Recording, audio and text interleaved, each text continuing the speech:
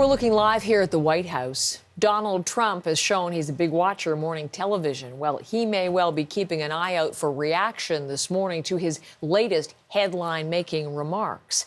As senior Washington editor Lindsay Duncombe reports, Trump seems to be reinforcing his controversial stand on the November election and what could happen if he loses.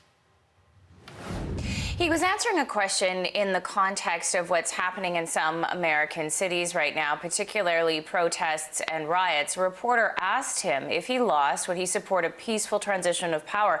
I want you to take a look and watch that exchange from the White House. Will you commit to making sure that there is a peaceful transferal of power after the election? Well, we're going to have to see what happens. You know that I've been complaining very strongly about the ballots, and the ballots are a disaster. What he's referring to there is mail-in ballots, because we know, Heather, that so many Americans are planning on voting by mail because we're in the middle of a global pandemic. And Donald Trump has repeatedly and falsely said that there is the potential for fraud with mail-in ballots. And then further in that exchange, the reporter asked again, would you support a peaceful transition of power? And here's how that happened. Do you commit to making sure that there's a peaceful transferal of power? We want to get rid of the ballots, and we'll have a very peaceful. There won't be a transfer, frankly. There'll be a continuation. Now, the idea of a peaceful transition of power is a central foundation of democracy. As soon as Donald Trump made these comments, his opponent, Democrat Joe Biden, was asked about it. Here's what he said. What country are we in? I'm being facetious. I said, what country are we in?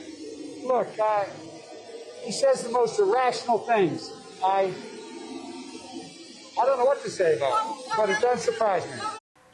These comments also prompted criticism from within the president's own party, Heather, from Mitt Romney, the senator from Utah, who has been really the one Republican lawmaker who has at times called out the president. Here's what Mitt Romney tweeted. He said, fundamental to democracy is the peaceful transition of power. Without that, there is Belarus.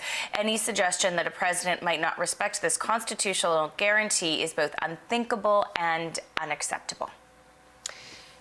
As you suggest, Lindsay, this is not the first time we've heard something like this from Donald Trump. He's been talking about this since back in the 2016 campaign. So was this response surprising to anyone this time?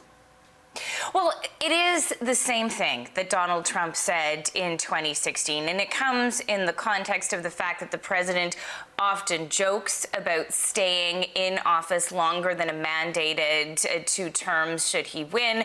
But what's different now really is a number of things about the context about this election and just how volatile this country is right now, with protests, as we see in several different American cities, with the president having sent federal troops or forces to some of those cities over the objections of local officials. There's also the whole question about what election night is going to look like, and the fact that there may not be a clear result for days or even weeks, that some of this may end up in court if the election is tight. And of course, when we look at the court, we know that there is that vacancy left by Ruth Bader Ginsburg, and the idea of really solidifying that conservative majority ahead of any disputed election cases is something that conservatives really want to do. We have to look at these comments in the context of where Donald Trump is in the polls right now. He's losing, Heather.